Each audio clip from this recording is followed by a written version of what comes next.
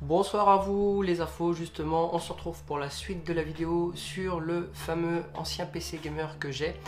Alors ce que j'ai fait en off, justement, j'ai testé la fameuse carte graphique et pas moyen.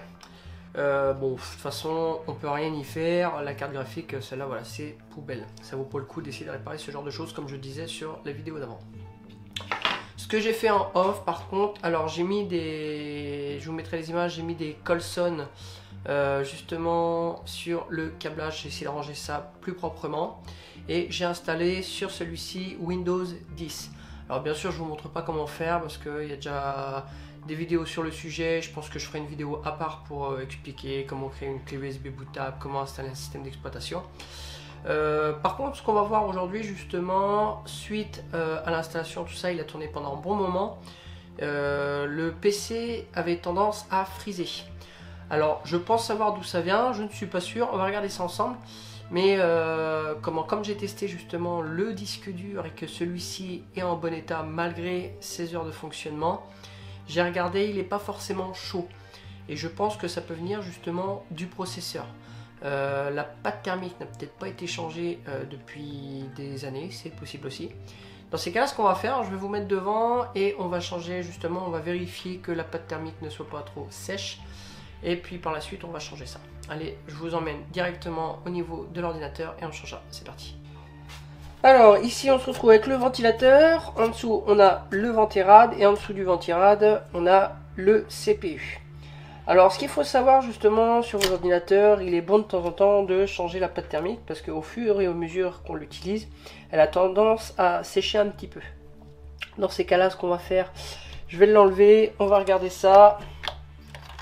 J'arrive à le décoller. Alors vous enlevez, alors ça sur les anciens socles au niveau du ventilo, ce qu'on a justement, alors sur les nouveaux processeurs AMD justement, c'est le même système de socle qu'on a encore.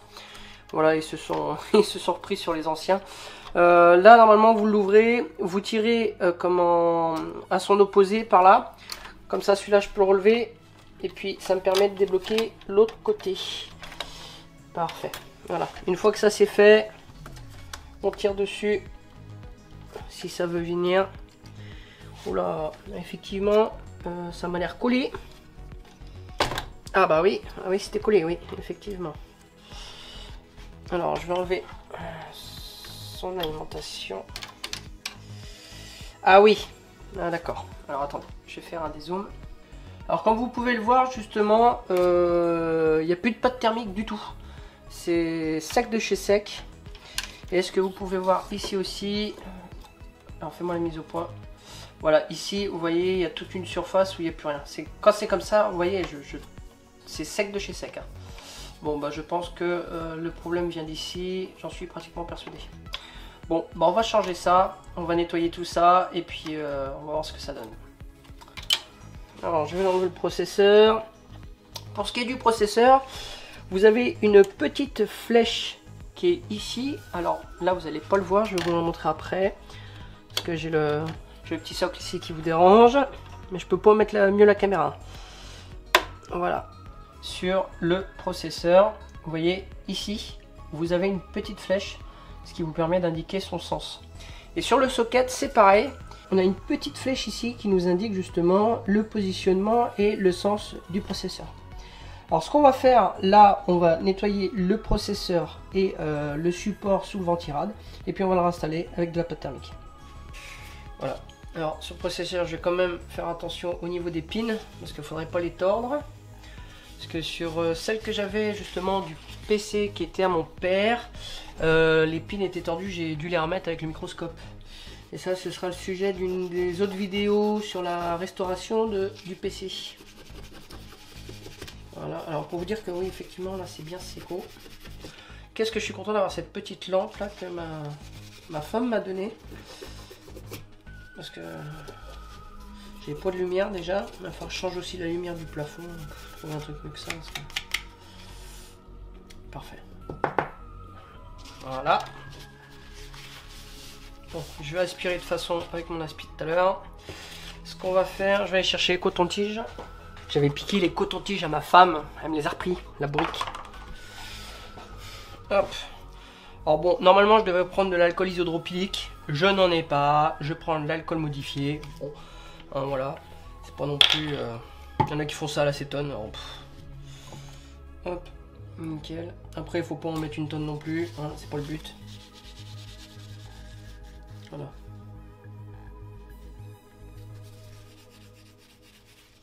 Le but c'est d'enlever vraiment le plus gros et d'enlever les anciens résidus. Là, c'est bon. Et sur celui-ci aussi.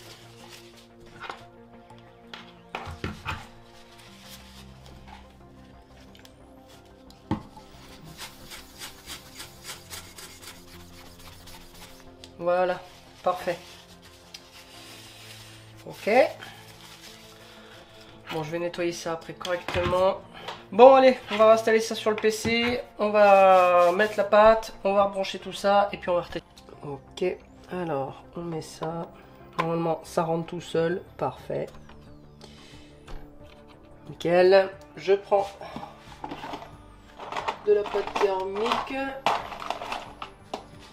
Alors, moi, celle que j'utilise, c'est de la MX2.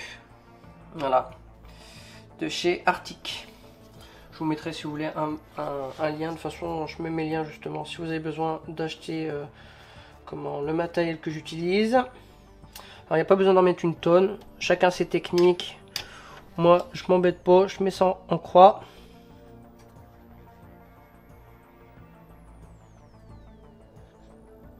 De toute façon, après, elle s'étale toute seule.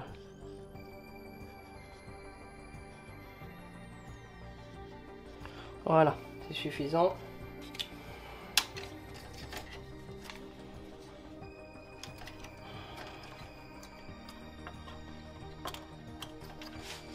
Voilà, on vérifie bien qu'il est dans son axe. Alors, ce qui est bien avec ces ventirades, c'est que ça tient super bien. Là-dessus, il n'y a pas à dire, ça, on est sûr que ça bouge pas. Par contre, à les mettre, des fois c'est chiant. Voilà, nickel, je suis bien dedans. Hop. Parfait, ça bouge plus. Ensuite, on remet son alimentation. Alors souvent, vous avez des alimentations comme, alors je sais pas, souvent vous avez des petites alimentations. Là, j'en ai deux là, par exemple. Voilà, on a marqué Cheap Fan, Power Fan, voilà, ce genre de choses. De toute façon, vous pouvez pas vous tromper, c'est marqué dessus, puis vous avez les détrompeurs. Hop. Nickel, ça c'est bon. Alors, je vais essayer de le mettre derrière. Est-ce qu'il y a moyen? Voilà, je préfère. On va le mettre comme ça. Bon. Nickel. Bon, on va le réinstaller et puis on va tester ça. Allez, let's go.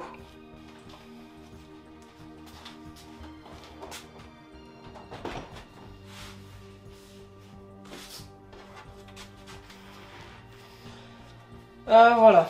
Allez, tout est installé. Maintenant, j'ai bien branché la souris et le clavier. On met ça en route. Hop. Let's go. Alors par contre, je tiens à préciser, je parlais du... Alors...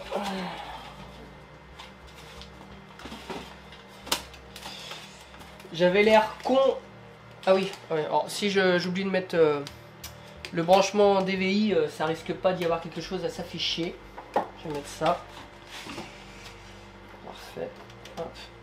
Nickel. Voilà. Oui, ça c'est pour le châssis, on s'en fout. F10. Ok. Alors, dans l'autre vidéo justement, j'avais dit, ouais, je sais pas ce que c'était la forme de bouton poussoir là. Et en fait, c'est un truc tout con, c'est juste pour allumer justement les LED du ventilo, c'est tout simple. Et sur celui-ci, vous devez l'entendre, il fait beaucoup moins de bruit. Justement, on a des petits boutons aussi qui puissent régler justement la vitesse de celui-ci. Et j'ai aussi mis des petites gouttes d'huile pour les roulements à billes, parce qu'il y en avait un qui avait tendance à frotter. Bon, je ne vous l'ai pas mis en vidéo, ça servait à rien, mais bon voilà, tout est nickel, tout fonctionne bien. Et c'est pareil, je vous montrerai tout à l'heure, en fait, le PC maintenant est bien rangé, bien câblé correctement. Voilà, maintenant bon, je continue les tests, mais pour le moment tout va bien, à part la frise que je vous expliquais, mais je pense que là effectivement on a trouvé le problème, à mon avis c'est le processeur.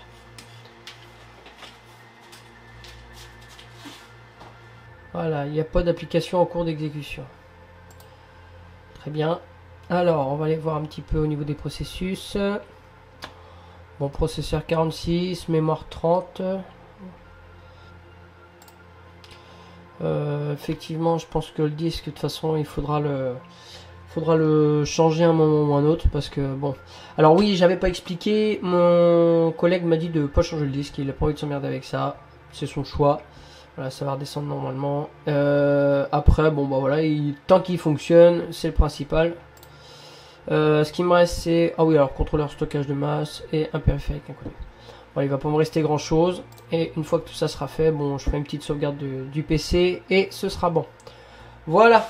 Quoi dire de plus? Alors, je vais montrer un petit peu comment le PC en lui-même. Je vais allumer ça. J'ai refait tout le câblage, j'ai remis du Colson partout, voilà, comme ça, ça permet à ce que le PC soit aéré et ça fait pas une mêlée de câbles là, ou ce qu'on avait justement. Quoi dire de plus? Alors, à côté de la pile, justement, CMOS, je vais essayer de zoomer pour que vous puissiez voir. À côté de la pile CMOS qui est ici, justement, vous avez un petit jumper. En dessous, voilà, on a marqué justement CLRTC.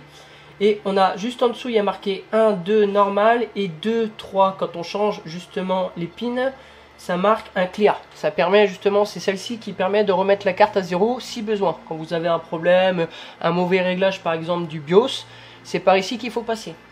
Ensuite, on a un autre truc dessus. J'en ai un autre en dessous qui est ici.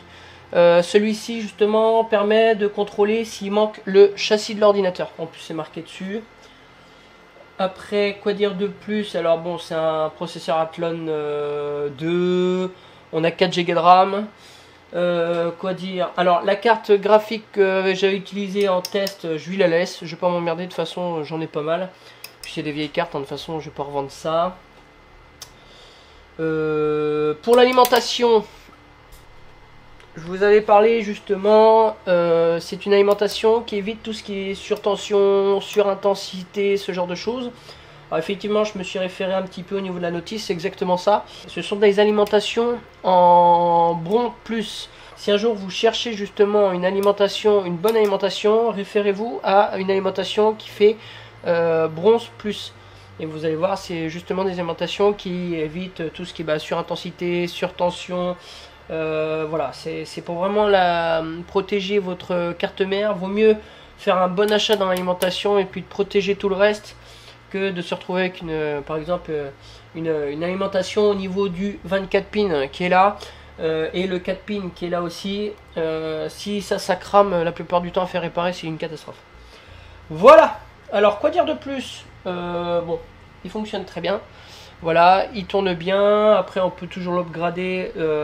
Déjà faire une mise à jour du BIOS si besoin. Bon, moi je vais pas le faire car il faut éviter quand il n'y a vraiment pas besoin. Mais par exemple, le BIOS, souvent, si on fait une upgrade, c'est pour accepter un nouveau processeur qui soit beaucoup plus performant.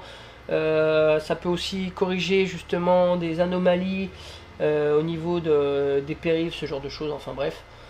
Voilà, je pense que je ferai une vidéo aussi là-dessus. Et sinon, quoi dire? Je vais continuer à le tester. Pour le moment, ça a l'air de bien tourner. Ce que je vois sur le PC, ça frise pas du tout. Ouais, non, ça tourne même très bien. Voilà, je vais finir les mises à jour. Je tenais à vous montrer justement que sur cette carte, il n'y a pas de speaker. Le buzzer n'est pas installé. C'est pour cela justement qu'on ne l'entend pas au démarrage. Alors, je vais finir les mises à jour justement du PC. En tout cas, voilà, quoi dire de plus? Bon, là c'était une panne assez simple. J'espère que je tomberai sur des pannes un petit peu plus complexes pour vous montrer un petit peu ce que je vous parlais justement sur la vidéo qui était avant. Alors pour ceux qui ne l'ont pas vu justement, je vous mets un petit lien en haut, allez voir, et je vous en mettrai un en bas de la vidéo. Mais ce qu'il faut savoir, des fois on a des pannes qui sont plus récurrentes que ça, et qui peut s'avérer des fois c'est pas forcément grand chose, mais avant de trouver la panne, bah, des fois on cherche longtemps. Sur ce, quoi dire, moi je suis content, voilà, c'est un PC qui tourne bien, on pourrait lui mettre un petit SSD, et puis bon, après 4 Go de RAM pour l'instant ça suffit, bon c'est du 800 MHz, hein, voilà, aujourd'hui on est quand même en DDR4, et puis bah, le processeur c'est pareil, on pourrait l'upgrader, mettre quelque chose d'un peu plus puissant, mais pour ça il faudra regarder justement la notice du constructeur et voir ce qu'il accepte au maximum au niveau des processeurs. Et je ferai aussi une petite vidéo là-dessus, ça pourrait intéresser certains. Voilà, et ben moi les infos, que dire de plus? Je pense qu'aujourd'hui tout est dit. Je vous retrouverai très bientôt pour la suite de la vidéo, justement ce que je disais sur le PC que je restaure, qui était le PC à mon père. Et voilà, sur ce, moi les infos, et ben je vous laisse là-dessus, et puis on se retrouvera très bientôt pour une nouvelle vidéo. Allez, ciao!